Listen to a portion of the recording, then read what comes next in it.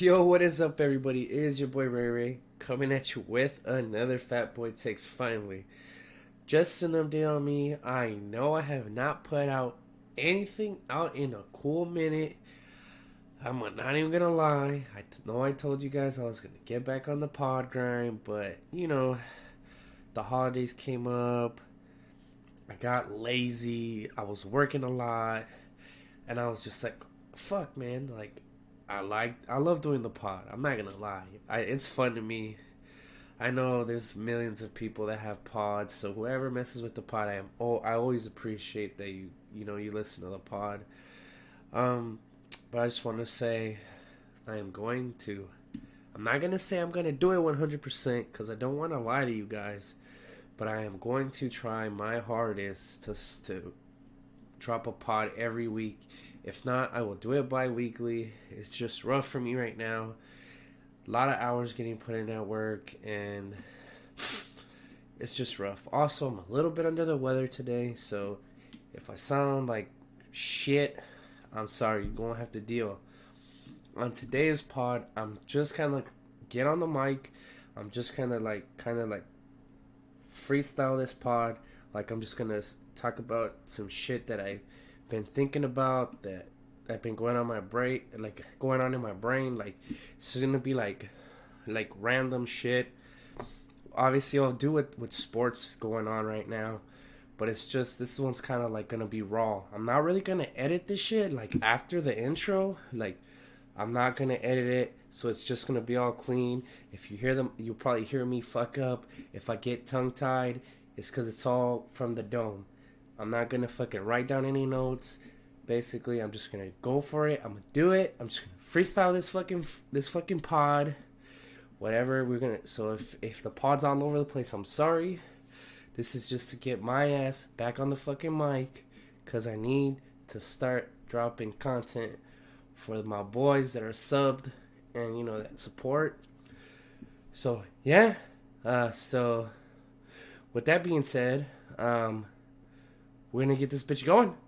Alright, so here you go. The first thing I want to talk about the bullshit Kyrie said this past week about the Nets having big glaring holes.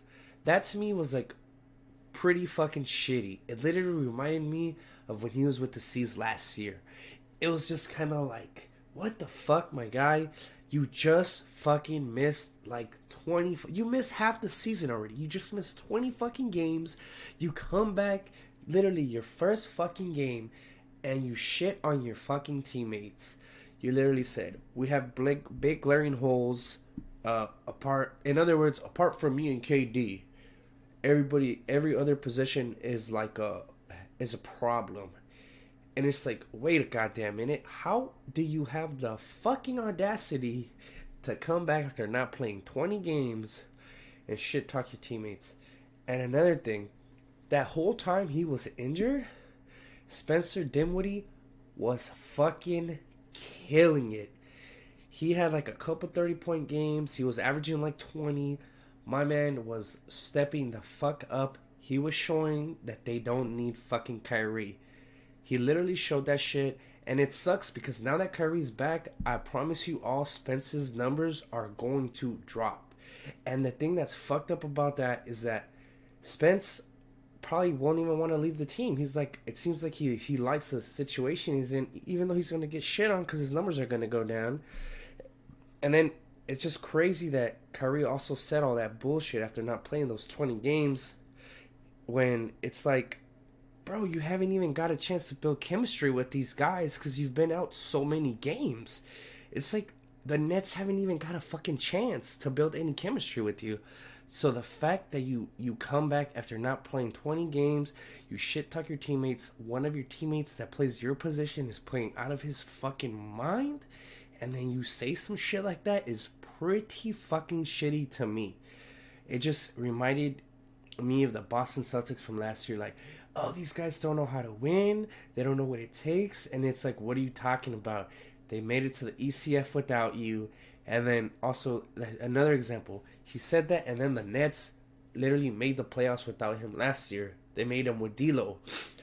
So is D'Lo that much better of a player than Kyrie? He must be. The fit must be better. Obviously, they should have kept D'Lo because I'm pretty sure if they kept D'Lo, they'd be in the playoffs. Like they'd probably have a better seed. I expected the Nets to have a better record than they do right now. I know Kyrie's been out, but Spencer's been playing out of his mind. Yes, there is glaring holes, but it's not up to Kyrie to open his fucking mouth and say that. Let the fucking GM do his job. You go to the GM and you're like, yo, my man, I feel like we need to upgrade these positions if you want us to be a championship caliber team. You don't fucking do that shit publicly. That's just shitty. And then, like, a couple days later, he tries to save face by saying some shit like, you don't know what's going on. You don't know what's going on in the locker room. Dude, obviously you don't fucking know either. You've been gone 20 fucking games. So what the fuck are you talking about? You don't know what's going on in the locker room. Motherfucker, you've been gone 20 games. And then you come back and you shit talk your teammates. Get the fuck out of here with that shit. Kyrie, drop your bullshit ass ego. I know you're a great player, but you need to stop that bullshit. And, you need to build chemistry with your team and go from there and see how you're looking by playoff time. Instead of talking this shit right now, you haven't even had time to gel with the team. Enough on bitch ass Kyrie. Bitch ass Kyrie. He's not a bitch, but I just said bitch ass Kyrie. Whatever. Fuck it. I don't care. Alright, so here we go. Let's talk about the Lakers. The Lakers have been looking great. I'm not going to lie. I like how they play. They play with a lot of urgency. Like, you can tell teams are going at them. And they're responding. Obviously, the record's fucking good. The only issue I've been noticing, they're going to need that third option. Kyle Kuzma is not that third option. I don't care what anybody fucking says. Kyle Kuzma is way too fucking inconsistent to be the third option for that team. He'll have that one game where he'll drop like 36 points, but who fucking cares? Because the next 4 or 5 games, he's averaging like 6 or 7 points. In the playoffs, he cannot do that. Like, that team they need to find another scorer.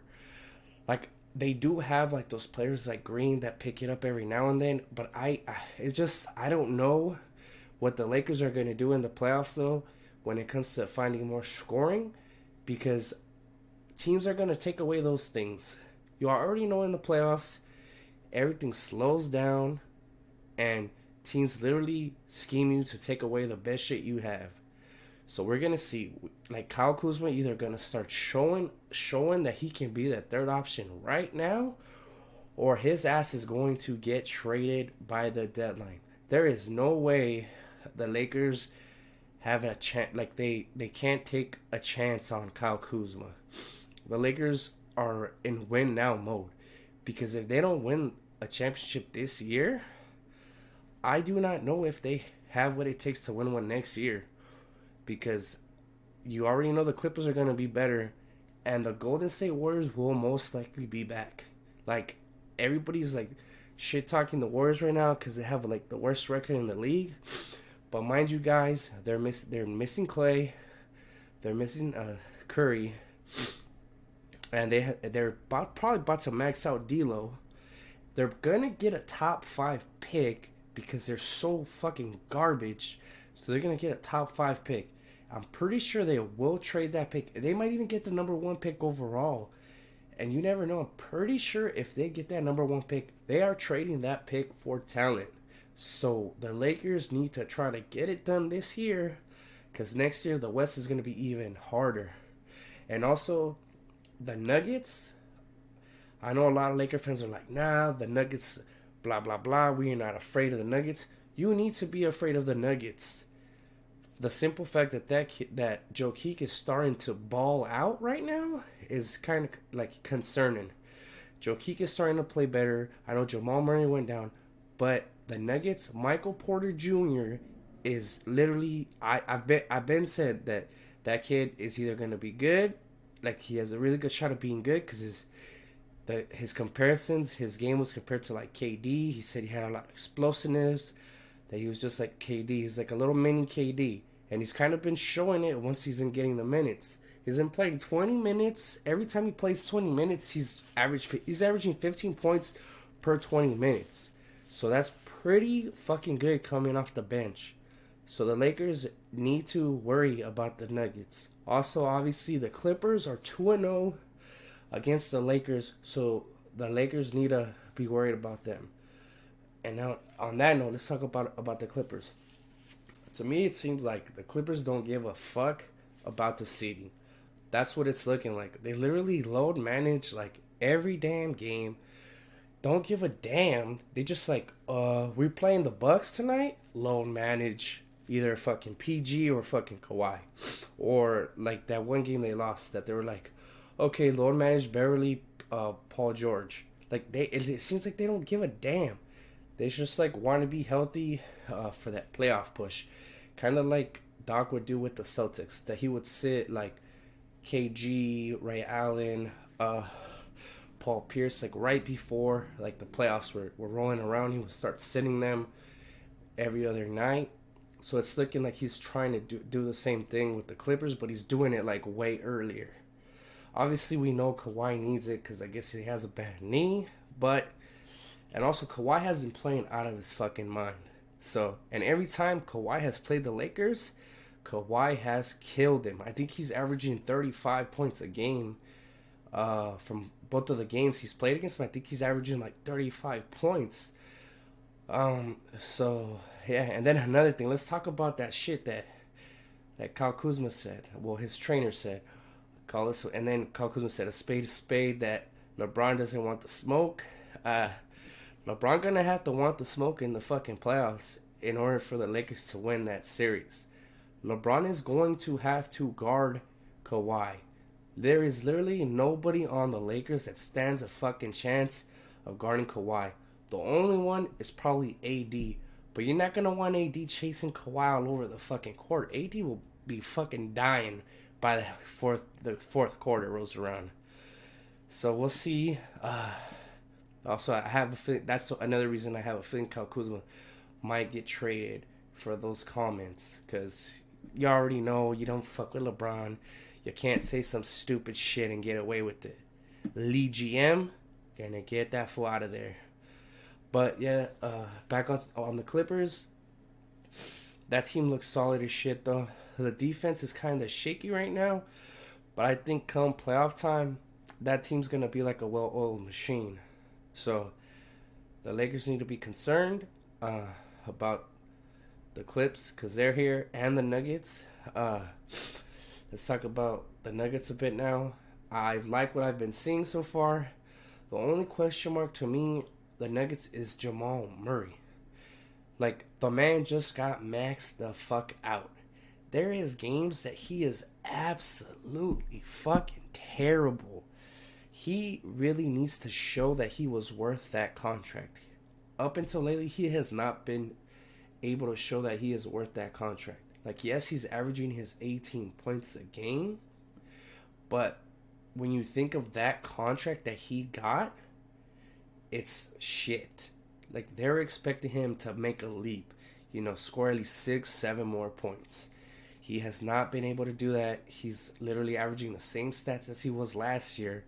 And then you have guys like Jaylen Brown that are getting paid less, that are averaging what he averages, and he's literally the second option. As to where Jaylen Brown, he doesn't. You really don't know what option he is. He can be the first option one night. He can be the fifth option one night.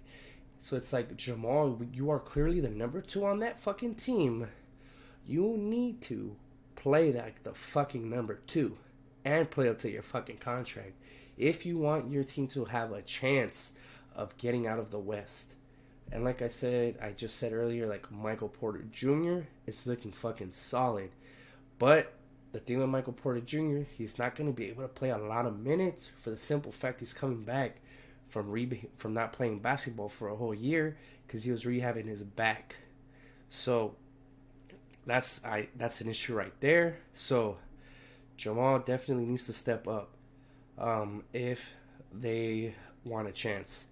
And then I know that was one of the top defenses last year, or it was the top defense in the league. If that defense starts shooting on all cylinders again, that team's going to be scary come playoff time.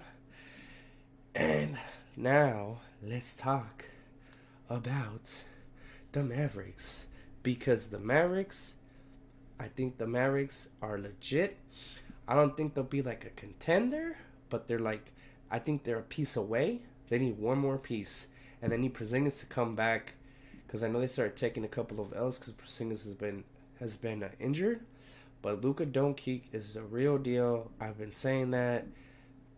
You guys already know. I've been saying Luka's the real deal. Kid's great. He has no fear. But the only problem with Luka, his defense is awful, and everybody knows that. They're all starting to go at Luka. In order for Luka to be like Luka is a top 5 player in the NBA offensively. Straight up. Offensively, he's like nearly unguardable. But his issue is, if he wants to be great, he needs to work on that defense. If he does not improve that defense, he's going to be exactly like Carmelo Anthony. No disrespect to Carmelo Anthony. Carmelo Anthony is a great player, but his defense is just fucking atrocious. And it's like, cool, you're scoring 30 points, but you're going to give up 30 points at the other end. You already know you can't be doing that shit in the NBA, especially now. The NBA values those two-way players, those players that can light it up on offense and then log somebody up. Luka Doncic needs to do that in order for him to be top 3 player in the NBA. Like I said, top 5 offensively. Defense is terrible. He needs to work on that. But back to the Mavs. I feel like the Mavs are a good team. Like, they play well, they move the ball well. At one point, they were the best 3-point shooting team in the league. They were also attempting the most threes, but they were making the most threes. Obviously, you're gonna attempt more, you're gonna make more. But I feel like if Porzingis comes back healthy, that team will be okay. I think they'll easily be a 4th seed in the West. That's not easy to get either. Like, for me, I feel like the best 4 teams in the West, it's Lakers, Clippers, Nuggets, and the Mavs. Those are like the 4 best teams to me in the West. Well, let's not forget about the Jazz also. I don't want to disrespect the Jazz. My boy Tyler loves the goddamn Jazz, but I don't know if the Jazz are legit yet, because they're like weird. Like, they had that stretch that they were taking L's and L's and just looking like shit, and then they became the hottest team in the NBA after the Jordan Clarkson trade. So I gotta give that a little bit more time to marinate before I'm like, Jazz top 4 team, So right now I have the Mavs in front of them, for the simple fact, even though the Mavs are like a 6 seed right now, I think the Mavs, just that Porzingis injury kind of screwed them. That's why they started losing. Because, let's be honest, Porzingis is their second best player. So, of course they're going to need to get him back. So, I think Porzingis would just give that team a big lift. Obviously, he's good offensively. He's averaging like 18 points. And obviously that's your center. You need him for the defense. So, I guess we'll see. But I think the Mavs will be fine. And now let's talk a bit about the Jazz. I thought that Jeff Green, they cut Jeff Green. And I thought that Jordan Clarkson trade wasn't going to work out. I was like, well, who knows if he's going to fit the system. My God, that trade so far has been the best trade in the league so far. Obviously, it's been the best trade in the league so far because they were like 15. Since they got him, they're like 15-2. So obviously, that trade is working out big time. I did believe that team needed more scoring because I know Mike Conley was struggling. Now you have a guy that you can just be like, all right, Mike, you're playing like ass. Get out the game. Let's put in Jordan. Let's see what he does. You have a player that can lift them up. Obviously, Donovan Mitchell is a good player. Rudy Gobert. Bogdanovich is always going to do his thing. That man always good, Yeah, he may have that bad game, but that man's very, very consistent. So he's going to get his buckets. So far, I like that Jordan Clarkson trade. At first, I did not like it. I'm going to be honest. I was like, damn, you traded Jeff Green. Like, Jeff Green's pretty good, like, in the playoffs. But Jordan Clarkson has been showing that they needed that scoring off the bench. Because, obviously, they've won. They're, like, 15-2 since he joined the team. So, best trade in the league so far for them. That's been the best trade since this year. And also remember, we have the playoff. I mean, not the playoffs. The trade deadline. February 6th is the trade deadline. The trade deadline was usually the second week of February, but now since the season starts earlier, it got pushed forward a week. So it's February 6th. Just, I'm pretty sure all of you are going to be staying by your phones that day, like if you're a basketball fan, because you already know we're all going to be waiting for the Woj bombs. So yeah, that Jazz trade is good. Let's talk a little bit about the East. Obviously the Bucks, best team in the NBA. That team right now is just a well-oiled machine. One thing I noticed about that team, like if you play against the Bucks, like if you go down big, the game's literally over. Like it is so hard to come back against that team, especially when they're playing well. The perfect example was against the Celtics. The Celtics got down by 27 points in that first half, and then they came back. They made it a game, but it was already too late. Like 27 points was way too big of a deficit, and that's what the Bucks do against teams. Like the Bucks will come, and also that's another thing I noticed. The Bucks sometimes will come out shooting lights out. Like the game just starts, and it's like, oh, dude, check this out, bro. We're 9 for 11 from 3. And that's literally like shit. Like if you're a team, what do you do against that? You're going to be playing good D, and if they're hitting their shots, it must be so disheartening for a player to be like, shit, man, I just D this guy up, and they're still hitting shots. Like, what do you do? It's like, that also has to mess with their mentality. Like, damn, I'm over here guarding them, the shot clock's like 5 seconds. He hit a big 3, like, they're up 18 now, and then you look down, and then you look up, you're down 24, and it's like, holy shit, what do you do? And another thing, I'm gonna be honest, let's just stop the whole MVP shit. Let's just give the award to Giannis already. Let's stop wasting time here. Giannis is the clear-cut MVP right now, and unless he gets injured, just hand the man the damn trophy already. Let's stop wasting time. We don't have to wait until the off season. Let's just hand the man the trophy already. Unless the fucking Bucks implode, which I highly doubt they're going to, let's just hand Giannis the trophy already. The man deserves it. Give that man his motherfucking MVP trophy already. Also, the Bucks play solid ass defense. That's why they're one of the best teams in the league. Solid ass defense, splashing their threes. Giannis is playing out of his mind. He's averaging like 30 points in 3 quarters. So 30 points, 15 rebounds. And he's also resting because most of their wins are blowouts. So it's like, all right, well, I already got my 30 points. We're up 25 in the fourth. Giannis, rest the whole fourth quarter. So how the Bucks are resting Giannis is good. Obviously, they're blowing teams out. He's gonna be fresh for the playoffs. There's no way they're gonna continue to blow teams out. So the Bucks are just playing winning basketball, hitting their shots, defending very well. Now let's talk about the Boston Celtics. The Boston Celtics are currently the 3rd seed in the East. I think the Celtics and the Bucks, I think those are the 2 best teams in the East. Yes, I know the Heat are the 2nd seed right now, but I don't think I feel this way about the Heat. No disrespect to you Heat fans or the Heat. I think the Heat are a good regular season team, but when it comes to the playoffs, they're going to get exposed. As to where I know the Celtics will not get exposed because the Celtics will be playing that top 5 defense in the playoffs, and we already know what Jason, Jalen, and you already know what you're going to get from Jason and Jalen. You already know what you're going to get from Kemba. The big problem for the Celtics is that X factor. Their X factor is Gordon Hayward. They really, really, really need Gordon to start playing well. When Gordon plays well, it just elevates this team to another level. Because it's like what Jaylen Brown said. When he's playing well, he's hitting because he can kill you from anywhere.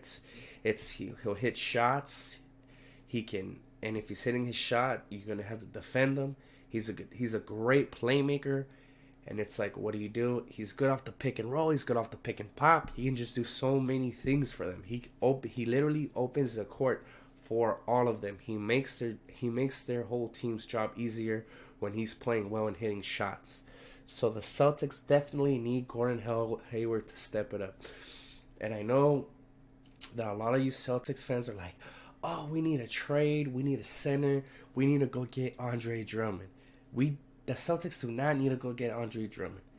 Ain't nobody going to take that Gordon Hayward contract. Nobody wants that contract because Gordon is super inconsistent right now. Maybe if he was a little bit more consistent, somebody would take a chance on that contract. But nobody wants that contract right now. So you C's fans, you literally need to cut that bullshit out. Because Gordon Hayward is here to stay. What I recommend you do is you just support the guy. There's nothing else you can do. He's going to be here after February 6th. Whether you like it or not, he's going to be here. And you never know. What if he hooks us up at the end of the offseason and opts out of his contract and signs with us for less, allowing us to sign a legit big man? Also, keep that in mind. You never know. That is Brad Stevens' boy. Maybe Brad can talk him out of taking that $30 million and be like, yo, like, maybe if you take less for this, we can work something out. You take less.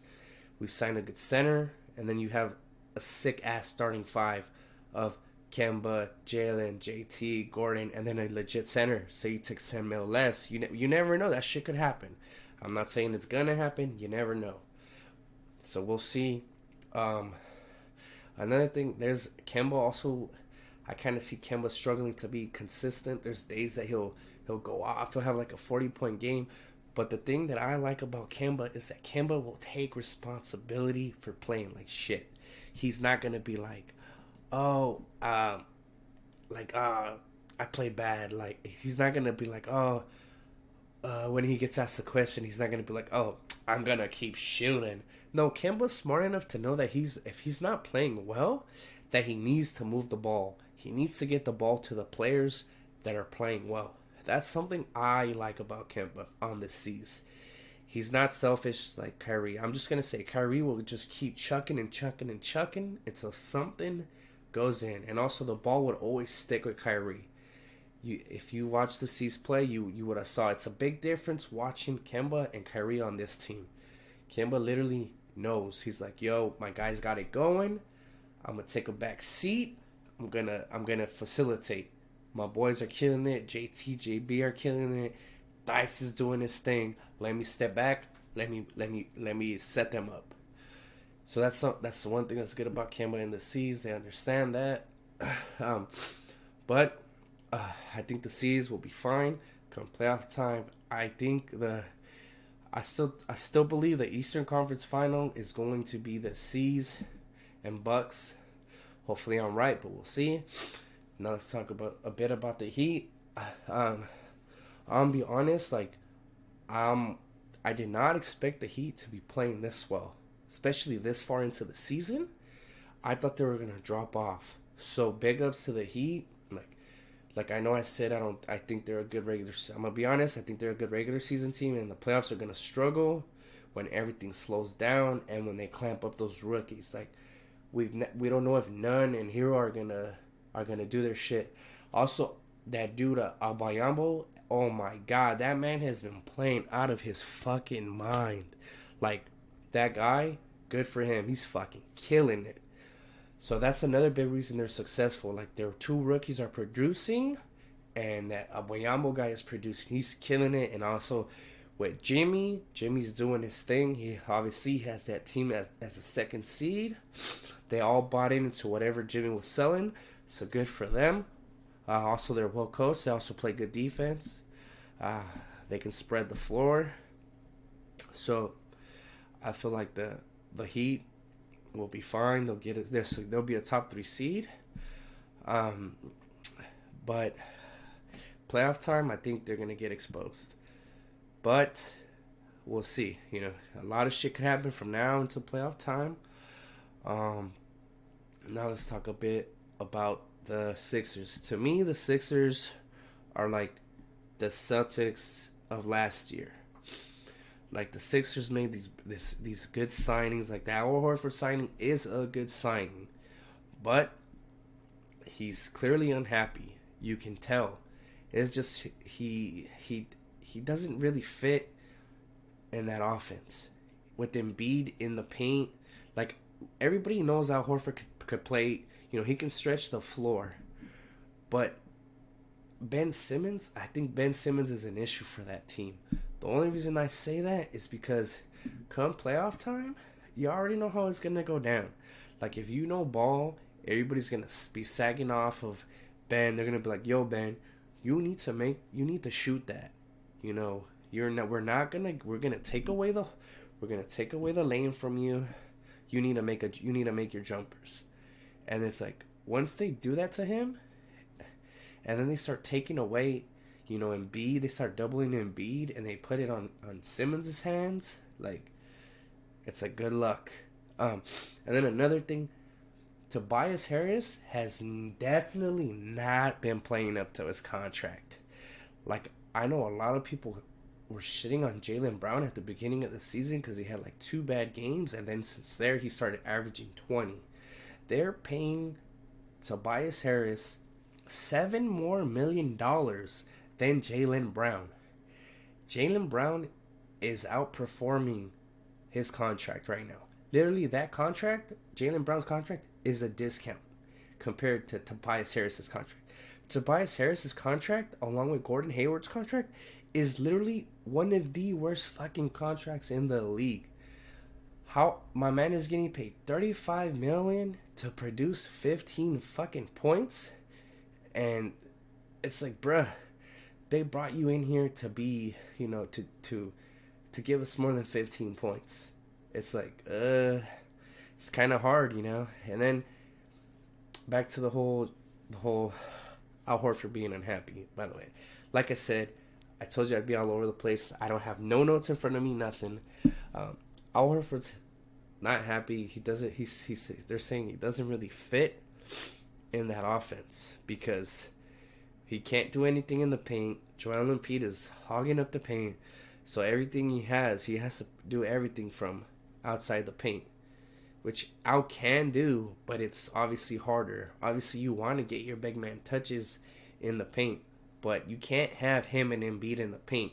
It's that whole either or. Either you have Embiid in there or you have Al Horford in there. So it's kind of rough right now. And also Embiid just got hurt, so they're starting to take L's. Like, everybody thinks the Sixers are gonna come out the East. Well, not everybody, just Sixers fans. Not everybody that knows ball is like, no, the fucking Sixers are fucked. Also, the Sixers have absolutely no depth. That's like a big issue. Like, and I don't know if they're gonna be able to spread the floor in the playoffs. Like, their 3-point shooting is really, really questionable. Like, they hope that guys knock down their threes. If they're not hitting the 3 ball, that team gets so much easier to beat. Like, they're very, very beatable when they cannot hit the 3 ball. And also I've noticed that when Ben Simmons when teams have a player that can guard Ben Simmons, the game's like, it makes it even easier to beat them.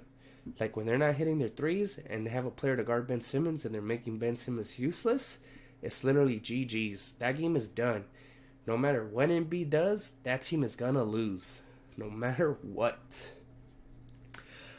Yo, I said I wasn't gonna edit the pod, but I was playing it back, and I was like, dude, I did not talk about that boy Jay Morant.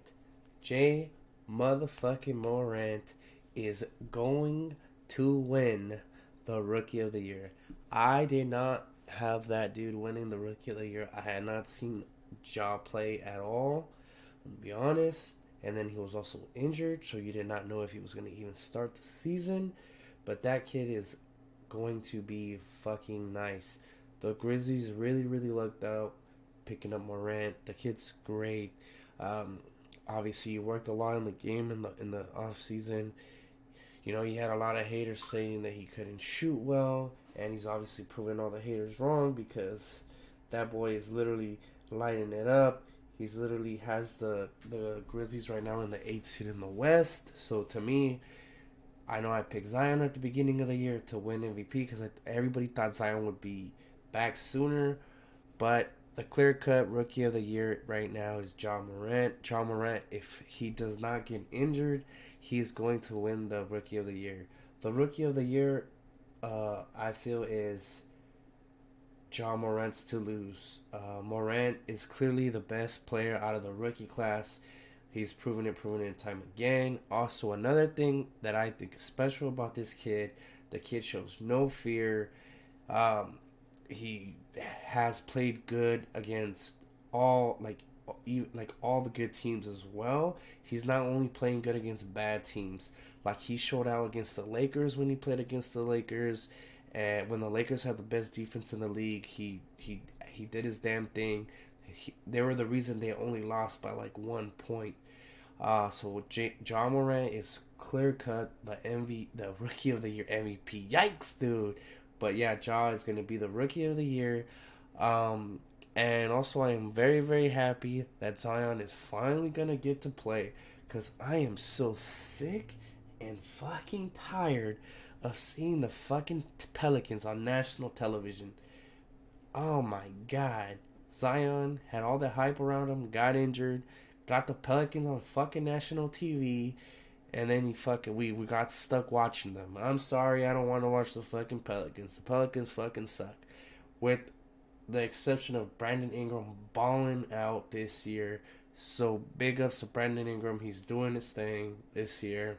So that's cool. I'm glad Brandon Ingram's balling. But I do not want to see the Pelicans on national TV. It's just something I don't want to see. There's better games that we can be watching. So I'm glad that Zion's going to come back. So we're going to see if the hype is finally real, even though it's not fair to expect a lot from Zion, because Zion clearly hasn't played the whole year.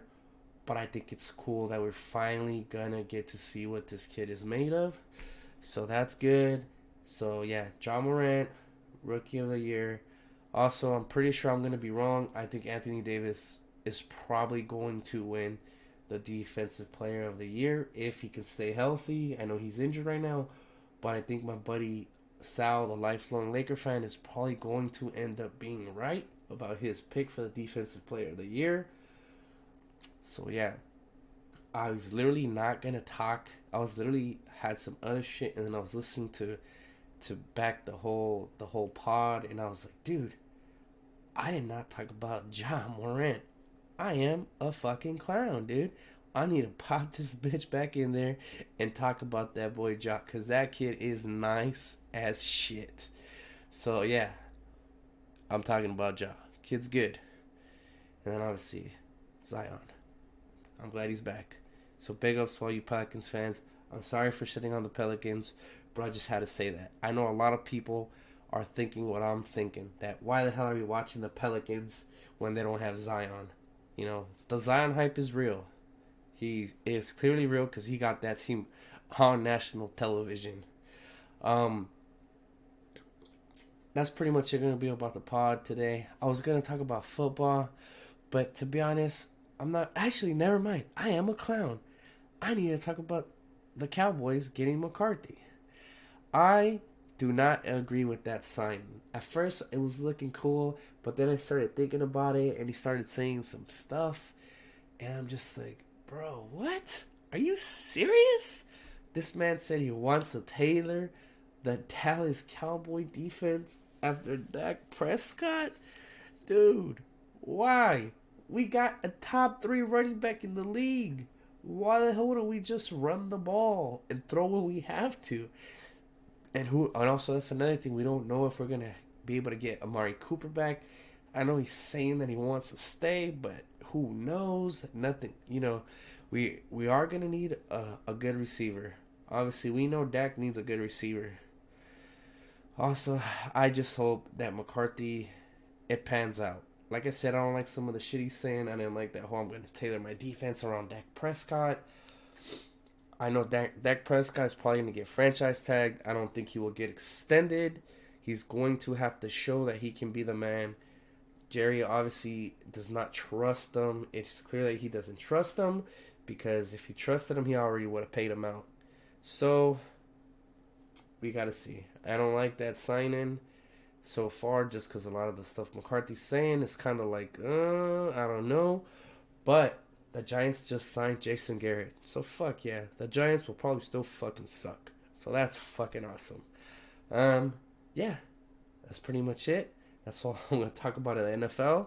I am going to end the pod here. Alright, so I'm ending the pod here. I just want to say thank you guys for ever stuck around, listen to the whole pod. Thank you. Have a good morning / afternoon. I hope you guys do some cool shit. I hope you guys have fun on whatever you do today. I hope you could take your girl somewhere nice, or you go grab some nice, refreshing beers with your boys, and you have a great night. Another thing, I am thinking about rebranding the pod. Well, not rebranding it. I just like want to get new overlays for like Podbean and everything else. If anybody wants to help with that, here's the. It's like $100. Anybody wants to help with the cost, because you're a fan of the pod or you just feeling generous. The PayPal is RUY2586 @gmail.com. By no means does anybody have to help me do this. I'm just saying, if you want to, you do not have to help me. But any help will be appreciated. So yeah, don't forget to follow on Apple Podcasts, Spotify, Podbean. Your boy will be back with another pod soon. Yes, I said soon, because I am going to get back on this podding shit. And next time, I will have notes. I will have a structure like I always usually do. Like I said, this was just kind of stuff I wanted to get out. All this stuff is literally raw, straight from the dome. It's not edited, except for like that part that I was like, yo, I fucked up. I didn't talk about Ja Morant. And we need to talk about that boy, because that boy balling. Yep. So, alright, guys. Take care. I'll catch you all later. Have a safe weekend. Peace.